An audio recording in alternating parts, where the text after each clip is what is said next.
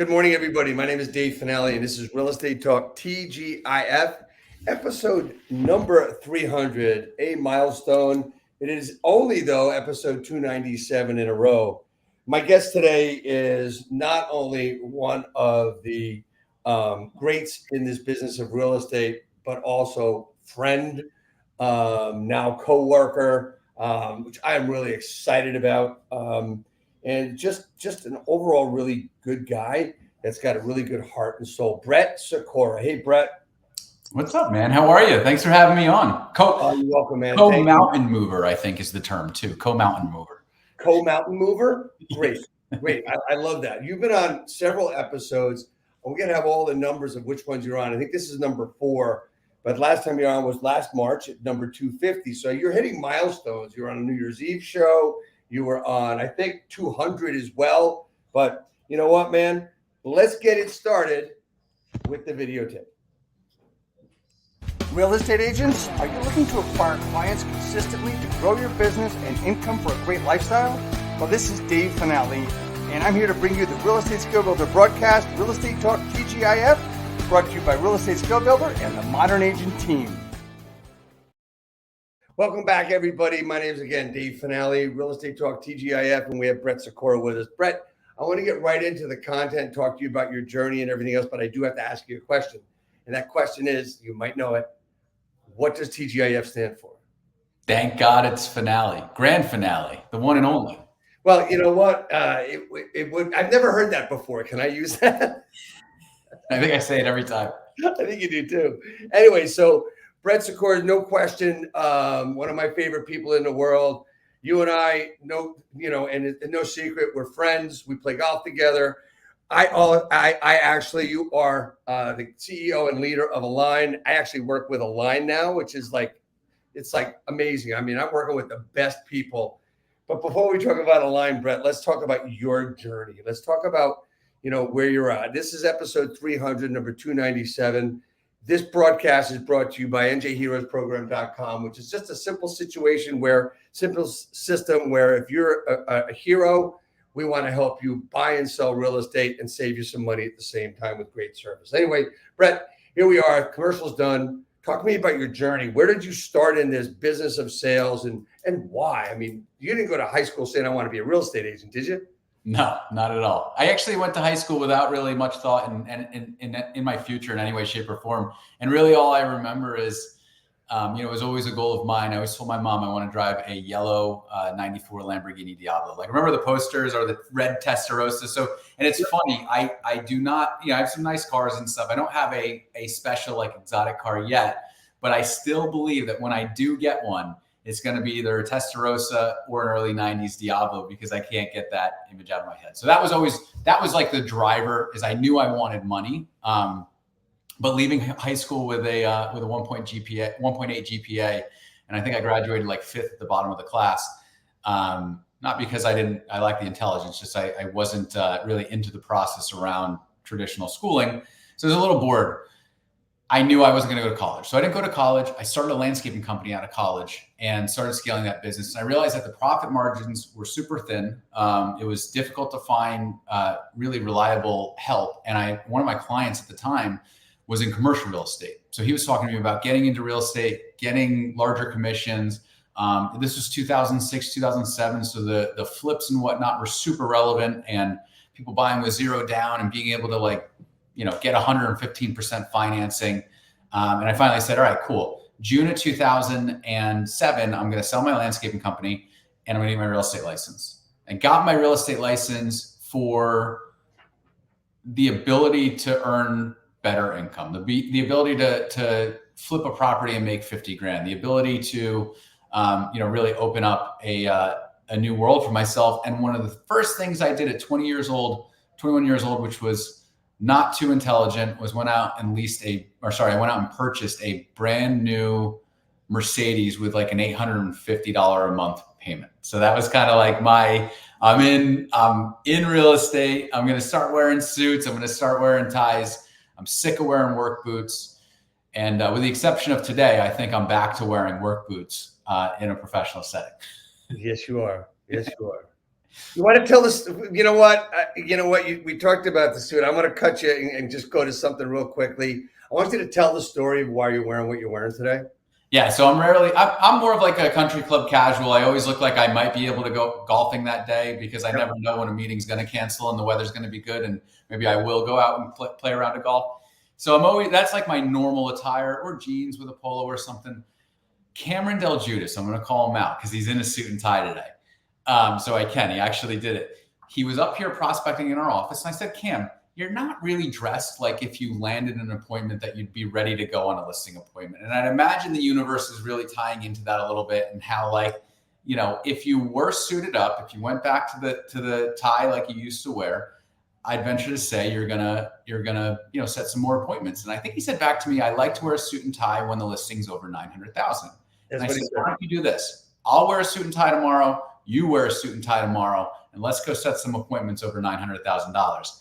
And I'm actually surprised. I mean, you're always dressed to the nines, and you look great today too. But I know you got some suits and ties too, so I'm surprised that you didn't make it, which is why I'll bust your chops a little bit on that. Yeah, you're gonna bust my chops on that, but we're gonna surprise each other with everything. I mean, I will not wear a tie on the golf course, just so you know. But anyway, so I wanted to talk about that because with me, Brett, honestly, one of the things is that I believe you dress for what you're going to, right? Yeah. And I always I've had to stop commenting on it because I see more agents dressing like slobs. Sorry, that's what I'm seeing.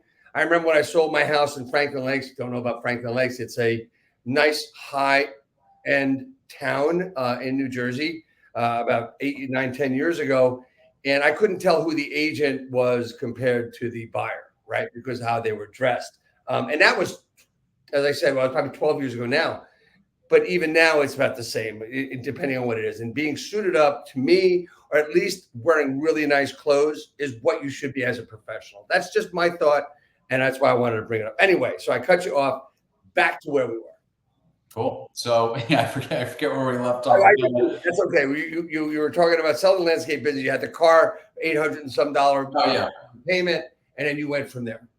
Yeah. So when I got into that, the idea was to get my real estate license just to flip and rehab real estate, and just to, like, I didn't want to necessarily be a realtor. That I only got my real estate license because it was in my head that was the best way to get access to deals before the public gets to them, which is the furthest thing from the truth. And I'm speaking at an event in April. I think it's in Long Branch, down the shore, all around that. And there's a lot of, like, how do we actually hunt for deals, off-market deals, and put things together.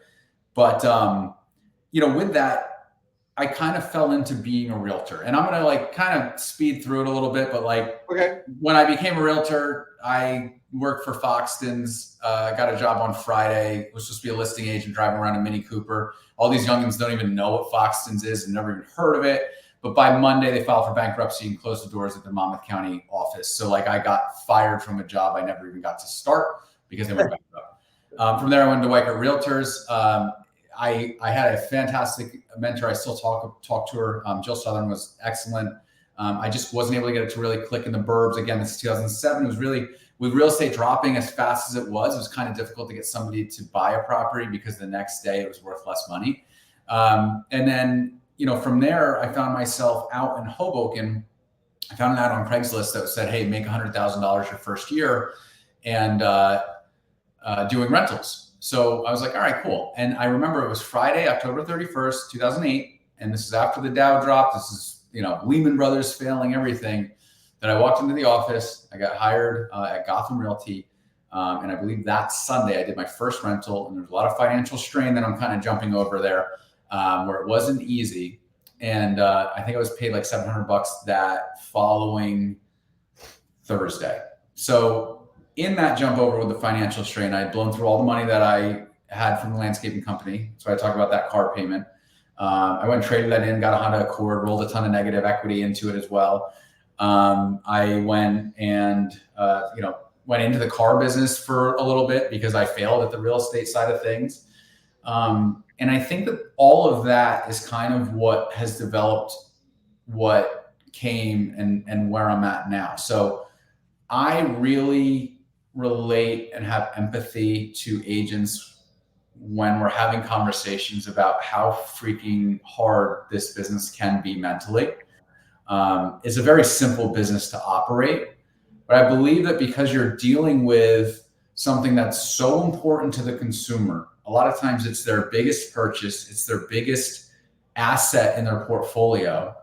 And it's so emotional. It really is. Like when it comes to purchasing a property, putting an offer in, deciding that this is going to be a home that you're going to live in with your family for the next 30 years, put them through schools, everything like that. And then realize 24 hours that your highest and best offer didn't get accepted. Like that's something that the agents definitely feel the emotions of their consumer on it. And that's really where I've kind of set out to be like, how do we create the best agents out there? How do we create the best experience out there for the clients? How are we truly consultants when it comes to navigating this high stress, this super high stressful point of their lives? So that's how it came about. And that's where the team got created between, me being on a team, having experiences, me, breaking off in 2015 and remembering how difficult that was, me starting a team in 2016, and then scaling to a large size organization where now we're able to solve problems for other teams that are having those issues, like this kick-ass boot camp that I know a guy close to me that's running. And this kick-ass boot camp. We'll talk about that in a minute because I got to get into that. But that's really the journey. It's like crappy salesperson, was on a team, didn't like that. Really just like I always knew there was a better way for things to be done. And that's kind of goes back to like my high school aspect of things too. Right. I knew there was a more efficient, effective way to get to the end result and have a better experience throughout that process. Right. And that's like really where my brain fires day in and day out. So, one of the things you've said in the past when you talk about your business is you focused and found success in a different manner, the opposite approach. I mean, everybody's looking at like you did with car sales. The idea was to get as much money out of them as possible with the highest payment and stuff, right? Yep. I did some research and watched some of your older videos over time because I like to know a little bit more about people, even though I know you pretty well, but I can always learn more. So the opposite approach of helping clients save money instead of extracting much money as possible. And that's a little bit different mindset. And that's where we're talking about helping people in their lives rather than in our lives. So right. How does an agent of today go after in quotes business with the mindset of helping the other person get what they want? Because let's face it, Brett, most agents, if they're calling for sale by owners, they're calling expireds, they're doing all the business in the realm of I'm going to get my next closing from these people. There's a different mindset you use. Can you talk to me about that? Sure. So it's like my favorite book out there, which you're talking about. It's called The Go-Giver. The idea is to give, and expect nothing in return. The law of reciprocity, for instance, is like I can spend a ton of time with a client or a friend or anybody that wants to call me and ask, for real estate advice. I'll give you an example. We were in Killington last week. I was on a 30-minute phone call for a past client that we sold their home a while ago and they were renting, that's purchasing a property in Cincinnati, Ohio, with a realtor that I have no ties to or anything whatsoever. And we're talking about sewers and we're talking about all of this stuff. And I know that there is no score. There's no trade for income in that whole interaction. And I stepped away from an event that we were doing to make sure that I was able to make him as comfortable as possible around everything that's going on with his home inspection in a market I know nothing about, but I do know a thing or two about homes built in 1935 because they're pretty prevalent here in New Jersey. So that's the go-giver mentality. That's what realtors should want, where it's a client that's, bought from me, sold for me, looked to buy again for me, ended up getting relocated for work, and is still using me as, a resource to feel comfortable in the world of real estate. And I know that that person, because of that phone call, owes me nothing, but the universe is going to reciprocate it in one way or another. And that's, we talk about some great meetings and stuff that we're going on right now as a result of that. Yeah. And I think that's really important. I mean, personal story for me is I had an old friend of mine call me up, says, hey, my friend's buying a house. Never bought a house before. She's in her 50s.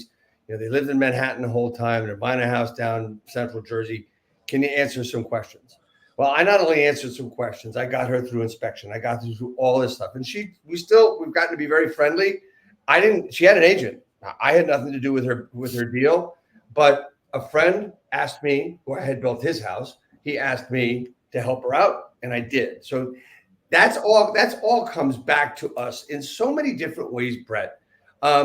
So, all right. So let's talk about a little bit how you put that into your career. You went from your first agent was Gotham, then to another agency, and then to where you are now. Talk to me about those transitions and what the jumps were. What did it look like for you?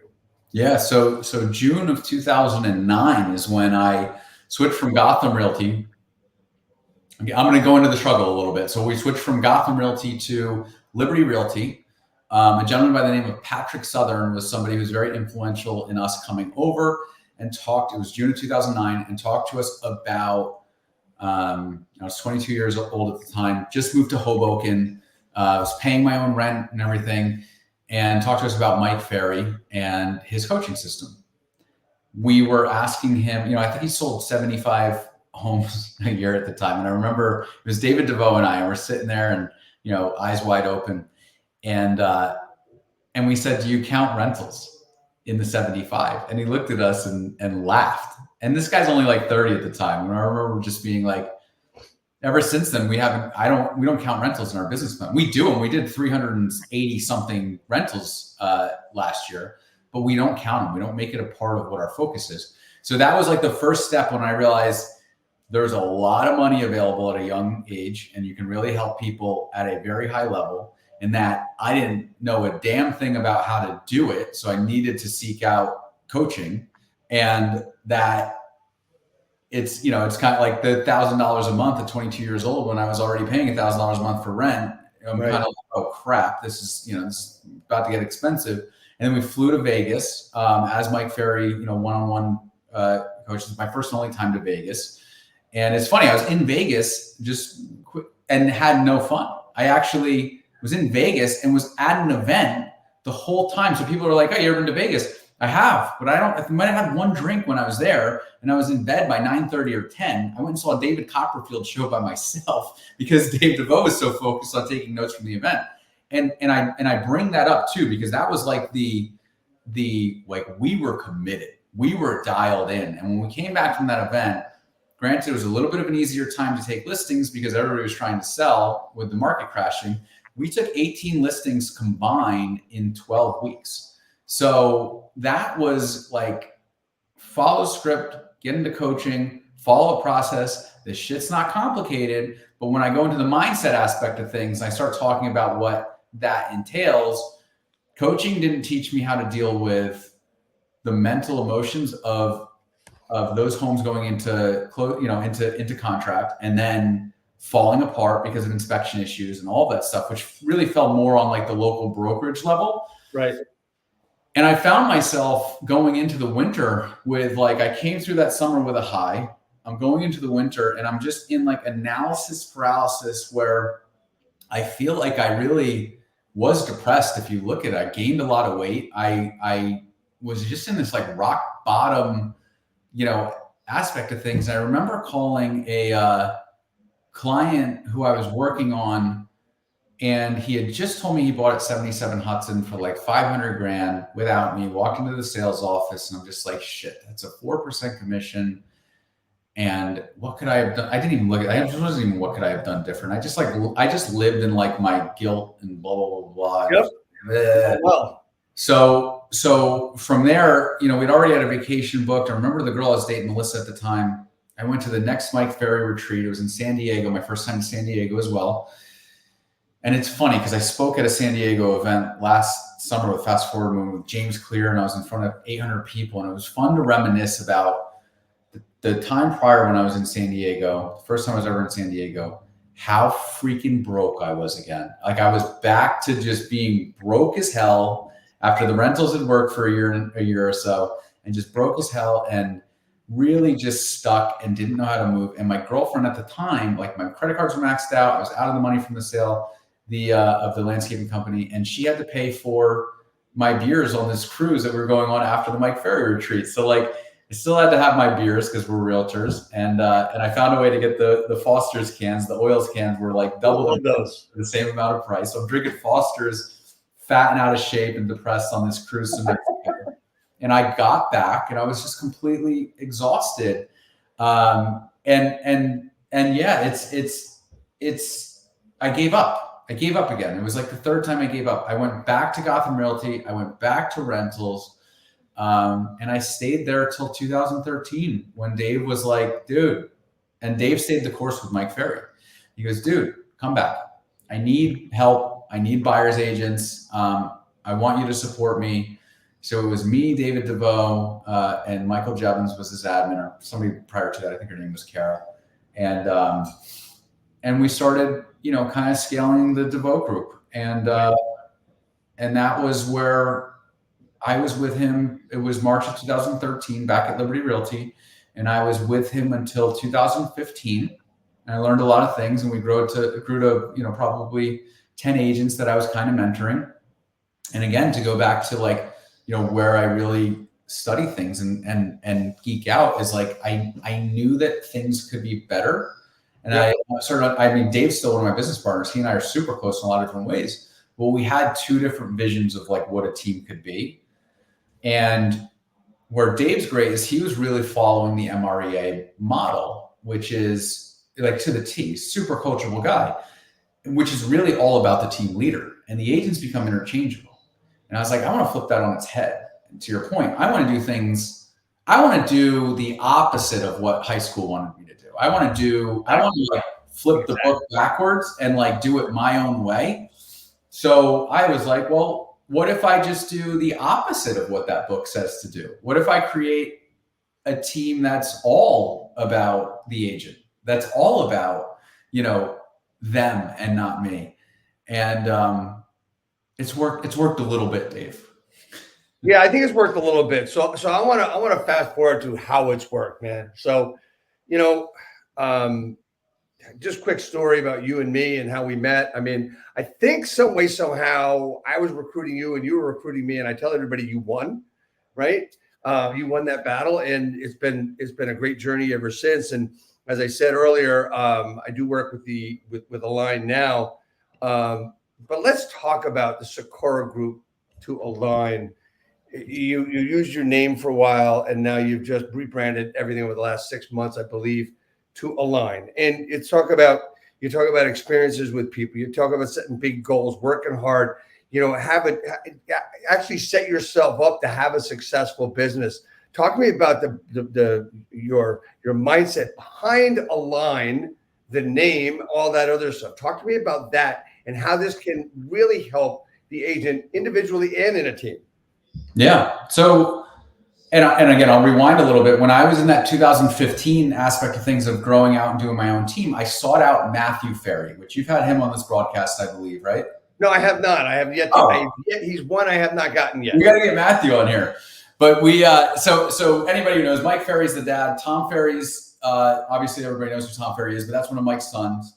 There's Patrick Ferry as well. And then there's also Matthew Ferry. And Matthew is a lot of the scripting and stuff that was written out in the Mike Ferry program was done by Matthew. He knows neuro-linguistic programming. He knows, he is a sales Jedi. But he also came through this journey. And I think it was 2012 or 13 when he broke off and wanted to go more into, the spiritual side of things, the life coaching, the really discovering how to get the most out of life and operating with a quiet mind. And, we talk about his books and stuff. Right. So I sought him out in 2015 because myself as an agent at that point in time, I think I was selling 30 or 40 homes a year, a lot of buyer transactions, felt super rat racy. And I was kind of burning the candle from both ends. I felt very and just right back into it. and nothing felt easy. So I said, Matthew, I want to grow a team. I'm going to break off. A lot of disruption in my life. I was dating who's now my wife. I was talking about getting married, and just, really like trying to figure out how to take everything to the next level. And with that, I figured out how to operate with a super quiet mind and hammering down on the accelerator while doing so. So there's things that, I was able to do throughout those years that would scare the shit out of a lot of normal people. But Matthew really taught me how to operate with ease and flow, like while driving a race car. So with that, and I always think of it like I'm sitting in the eye of a hurricane is really like how my world is. Like everything's quiet and it's peaceful, but it's spinning at 200 miles around me. So with that, I was sitting on a Zoom and I tried to drop Sikora's name in 2019 when we all moved over to eXp Realty. But the agents asked me to keep it. So then in 2021 or so, I'm sitting on a Matthew Ferry mastermind, and there's Thatch is on there. A lot of people know Thatch. I think he's got over 1 million followers on Instagram. Mm-hmm. He's got a shirt on and he's sitting there, and it says grind and it's crossed out, and underneath it says align. And I thought that was like such a cool, I'm getting chills talking about the when it kind of came into my mind. That's such a cool way to look at it. And you think of like all of the realtors, all of the team leaders, all the investors, all of like anybody who's trying to make a better version of themselves, and they grind. Like Grit was a really popular book in 2018, which I'm sure you've read. And that was like, we're gritty, we're forceful, we're going to push this, square peg through a round hole. And I don't think that's the way that, things really need to be. So November 1st, we officially changed our team name to Align. And the idea behind that is like, we are aligned with the consumer. We are an open book. We're here to consult. We're here to I'll still go on meetings with any agent on our team to get into deep, meaningful conversations about their client's future, their wealth development, whatever it may be, and really get tactical around this stuff.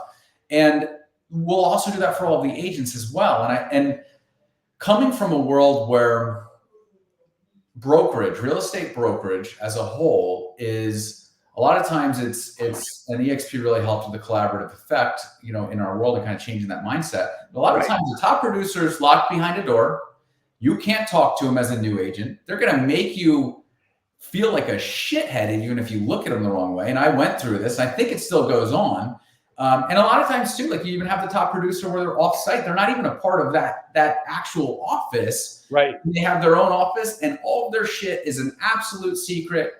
And they don't give you the time of day. That's that grinding mindset that I wanted to put that non-collaborative mindset that I really wanted to put a strike through. And what we're finding right now with you and I playing together, all of the agents playing together, as I said at the beginning of the boot camp, it's like, no, don't ask somebody to cover your showing for $50. Ask somebody to cover your showing because you need help covering your showing. Right. And move on and help them out down the future. Like that's the mentality is we're all a family. We're all going to align together. We want our clients to align with us. We are all this big oneness, and that's really what makes this thing roll forward. Yeah, and there's several things there I want to hit on really quickly. I mean, the reason I came to the company I'm at, and I know Sacred, I'm with eXp Realty as you are, we are. It's the collaborative effect. There's no company out there, and I was a Century 21 franchisee for 21 years. There is no company out there where the agents actually run their own systems and processes, run their own events. I mean, there are 8 different masterminds done on a weekly basis just from our group called Fast Forward Movement, right? And Elevate Dominate, which you and David started a while ago. It's still there. And I like to tell people with what I'm doing now, it's not your daddy's brokerage. It's just not. I mean, you talked about the other brokerages that they're not going to help you out. Here's the difference between the upper echelon of agents at eXp and the upper echelon of agents at other companies. You can't get them on the phone. Here, I had Kyle Whistle on last week. You can get him on the phone. You can get Brett Sikora on the phone. Hell, you can get Dave Fanale on the phone, right? And I am not an upper echelon guy. Well, I take that back. I am. The point I make is really simple. it's all about the collaborative effect. And now with Align, there's a brokerage in New Jersey and expanding throughout the country where you can actually get the support, you can get the family and stuff. And talk to me about your process, because what we've gone on, Brett, you've referred to this boot camp, and it's bringing in agents and helping them build their business a certain way. So talk to me about this boot camp. And everybody's done boot camps over the time, and they call them boot camps. Talk to me about what Align is running with the boot camp and how it works.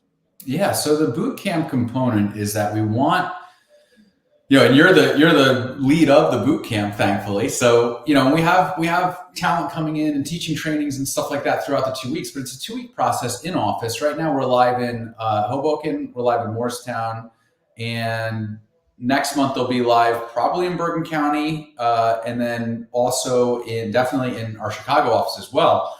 And, we really focus on sphere of influence. Like we are getting agents comfortable around the fact of having confidence to call through their cell phone. Like that's it. You talk about the simplicity of it. In a nutshell, that's it. It's like you're calling the people that you already stored in here. You're having conversations with them around real estate. And it's great because we have, like, for instance, the prospecting agents that are sitting in this boot camp. And like the boot camp's tailored for experienced agents or agents that are already in production and doing, great things. Right. But we're trying to enhance their own business where it's like, okay, you may have done 15 million last year, but I bet you can identify 200 people that you should probably be having conversations with. And I bet that you identifying that and then taking the action through these next 2 weeks, just on that list, will probably kick you up to 25 million or so. Like if we can get you into a tighter schedule than you are today, and if we can get you, 1% better day after day, that's that snowball, that's that compounding effect where, that's really the purpose of it. So like we see so many teams that lack the training. Like we have, 6 different people kind of coming in through this boot camp that are just killers. I mean, these are $20 million producers that also spend a lot of time with the team. So they're experts at schedule. And then we have like the best of the best funneling people into the boot camp. Like we have the best recruiters in the United States, in my opinion. We have John Pugh and Myra Thackerar that like top of funnel are hitting that. So there's not any pressure on myself, you, the agents. And then when they come out, it's like, we really have the best systems around transaction management, marketing, anything. Like that's really where I see teams or agents, they struggle is none of this shit. Like they're really good at one thing and they're a freaking mess at everything else. And really for us, with working with Jen Schiff as our COO, we've really compartmentalized every piece of the business and are doing everything we can to be the best of the best of the best of the best. We want to be the Navy SEALs in every single department. Right. And the important part of what this boot camp is, Brett, as you know, is the sphere of influence. And I want to submit to you and anybody that might be watching this who is even a $5 to $10 to $20 million producer. I'm going to tell you right now, if you think you're doing business by referral, you're kidding yourself, right? Because you're doing it by accident. You did some great business with some people that refer you. If you go really after your sphere of influence, that is where you're going to crush your business.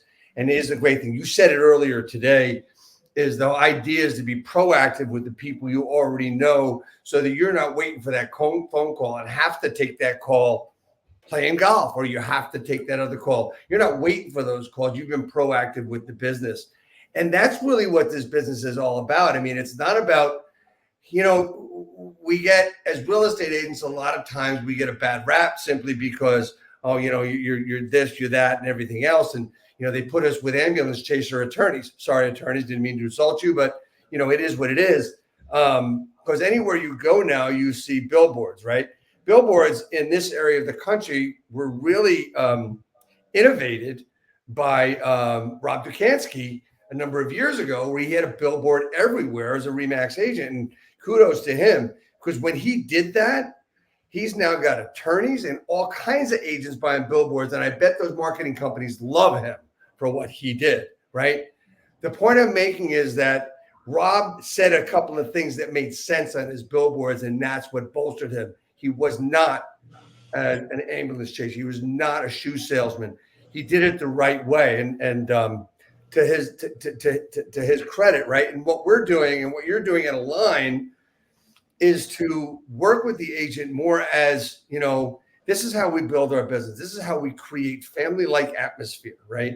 And the boot camps. Where do you see the business now? I mean, we're in a market that is changing. We're in a market of sellers and buyers, and we're in a market of real estate agents of all this stuff going on. This is being broadcast right now live, March 8th, 2024. And where do you see things heading as far as the business is concerned right now? Just the business of real estate first. I mean, I think that we're through the toughest part of it. If you were to ask me, I could tell you September of 2023 is when the agents really started to feel, locally here in New Jersey, and I know different areas hit it at different times, but locally in New Jersey, that was when the rates ticking up through March of 2022, March of 2022, September of 2022 is really where the consumer started to pause out a little bit and sellers stopped kind of selling as much. So inventory really started to dry up. I tell everybody we're past that. So if somebody needs to move right now, even if they have a lower rate, they're moving on. They're figuring, or they're renting or something, but like they're figuring out, what do I need to do to get out of this home that does not work with me, or out of this condo with 2 kids and get to, the next chapter of my life. And I will say it does feel easier right now. It feels easier than it was. So, if you're an agent, I don't think the rates are going anywhere for another, 10 months, maybe a year, and they might kick out beyond that. But this is the way that we're operating. And the fun thing is it's not difficult. It's, again, you go into my 2009, 2010 paralyzed moment.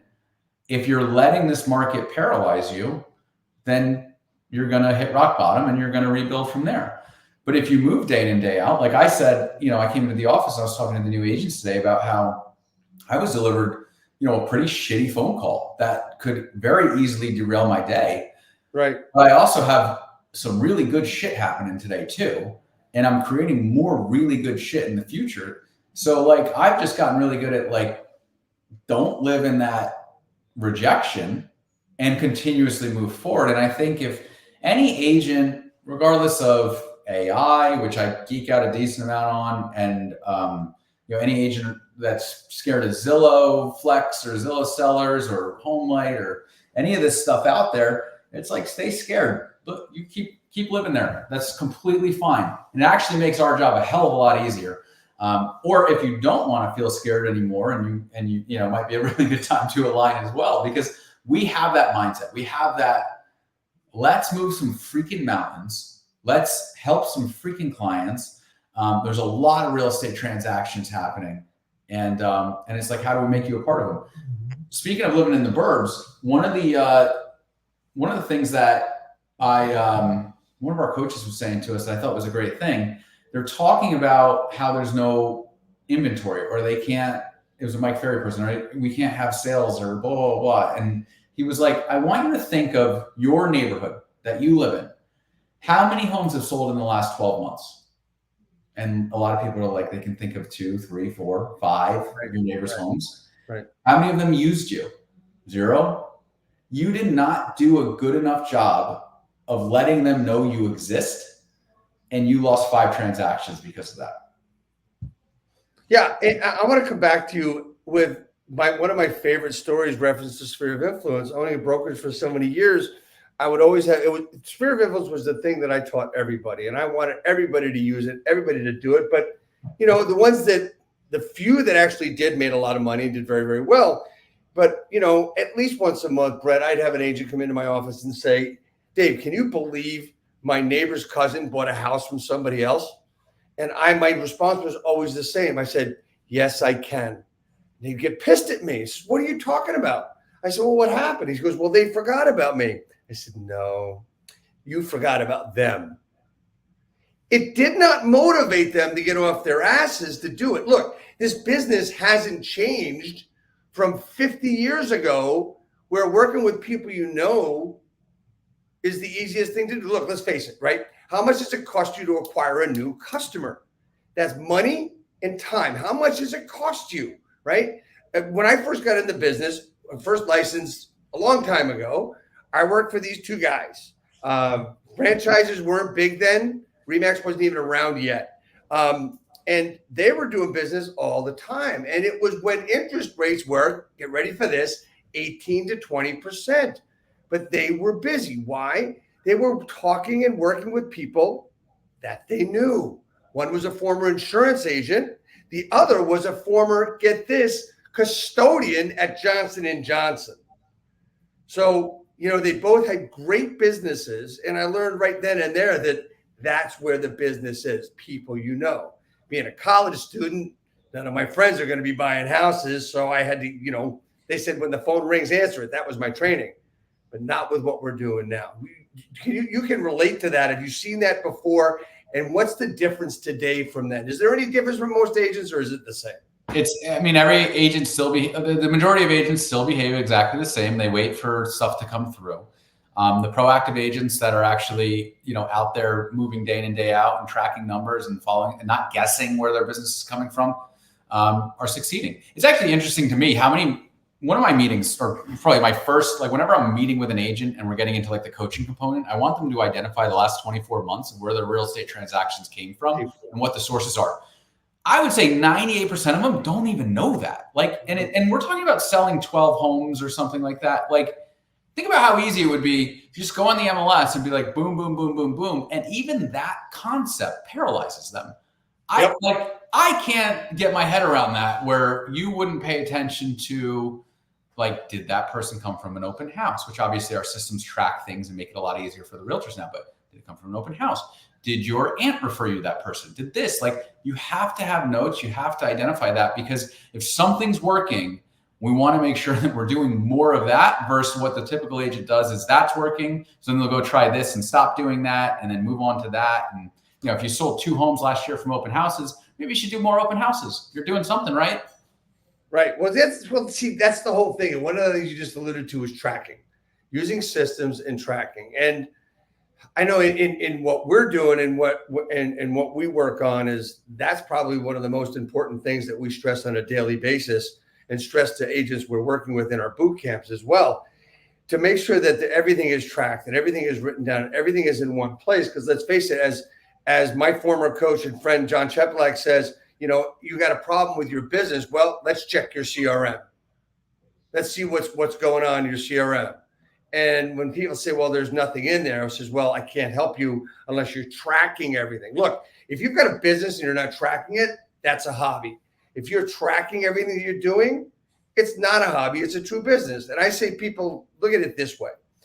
If you're a restaurant that's been around for 10 years, 5 years, 3 years, whatever it is, and it's March 8th, 2024, or it's March 4th, a Monday, as a restaurant, the chances of what you're going to sell that night and how much you need to have on hand. You know it. Why? Because you track the years, you track every day of what's selling. Not only the money that you make or could make, you're tracking what's selling, so you have the right fresh food ready to go. And that's really important. How have you been able to implement tracking into your business? So for us, the way that we're set up is the agent just has to use a CRM. We'll track it for them. They don't have to think about it. We have a full Google, data studio built out with every analytic you could think of that's zapping into our open to close system that the agent doesn't have to worry about. For us to track it, and don't get me wrong, it took a long time to get it to that point. And any teams that are operating with CSU can definitely, appreciate how much work goes into just keeping that up and running. But that's the idea, is let us track it for you. Let us make it easy for you, where all you have to do is communicate with clients. And then we can get onto our coaching calls with you and really help you understand where, what your 90-day business plan should be based on, the activities that you've taken in the past, and how do we, enhance this. But that's it. It's how do we just continuously move things forward, and let us worry about tracking stuff for you.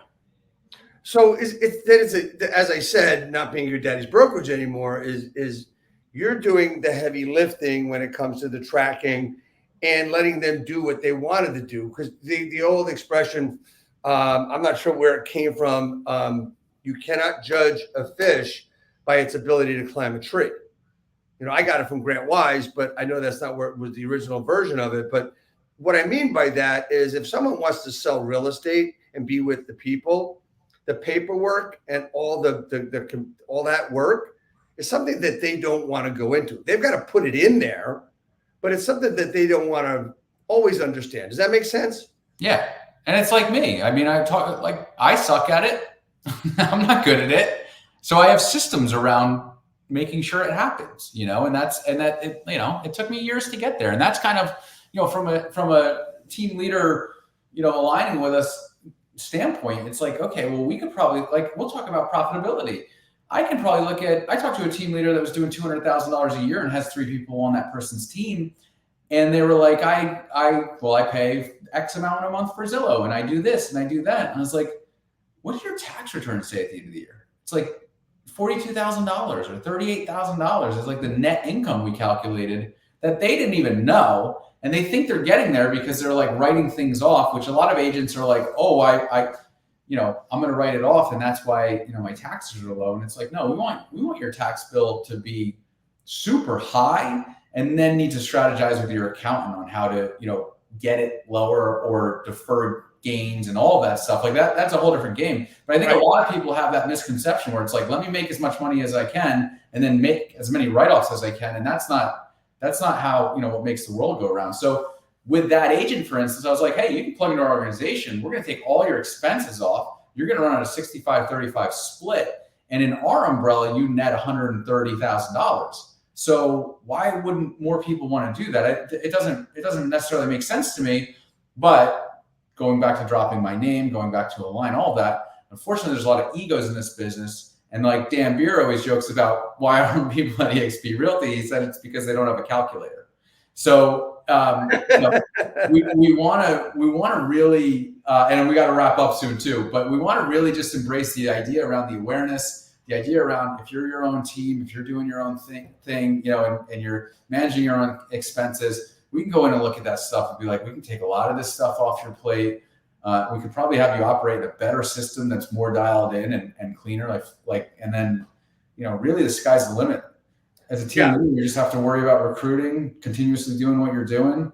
We can train the agents, we can get them up and running. It's just a fun place to be. It really is. And I want to, it's one thing I heard a long time ago, you can write off yourself right into bankruptcy, right? I mean, that can really happen. Oh, it's a write-off. It's a write-off. Oh, you can take that as a write-off, right? Come on, let's all wake up, understand that, with the right systems and tools and not having to worry about all the mundane and monotonous bullshit, you can really score. Now, you want to be a solo agent, that's fine too. Brett, what would be one thing you'd tell a producing agent now that they can do to grow their business? Just go in and do like that audit that we did in boot camp the other day. Go in and audit your time, really figure out where you're spending your time. And then make sure that your working hours, which really could be like 5 hours a week of, productive activity, are actually playing all out, are actually doing what you're supposed to be doing, your highest income producing activities, which is having conversations with clients. Get out of the shit where, I hate to say it, don't be on a podcast as a single agent and think that the world's going to just send you business because you did a podcast and post on Instagram. It's like that, do it because it's important, but that's not where your business is going to come. That's a supplement. That's a marketing component to the daily activities that you take. So just really if you're a team leader, you should be focused on getting more, $10+ million producers within your organization. And if you can't attract a $10+ million producer, you should probably figure out how to make your organization better. And obviously sell more homes, bring leads and stuff like that. If you're a single agent on a team, you should really focus in on just being in daily conversations, managing that pipeline, who's going to transact on the buyer or seller side within the next 30 days. And are they really going to do that? And if they're not, move them out, move them over to B, go find more people to put into A. And that's how you're going to really, move this thing forward.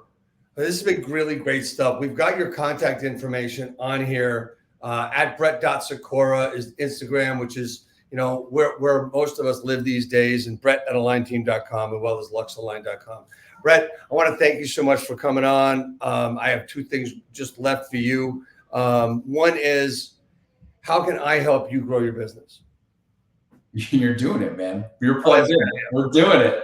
You can, you know what, Dave? You can run a boot camp once a month for 2 weeks. Would be really helpful for you to help me grow my business. Okay, I'll do that. Okay. And last but not least, dude, you know what? You have been on. This is your 4th time on the broadcast. You were 197, March 18th, 22. You're on number 238, which is New Year's Eve in 22, I believe. You're on last year, March. I'm not sure what March it was, but it was number 250. And now it's 300. We have a special real gift for you. And of course, the hat is coming. Wait a minute. Hold on one second.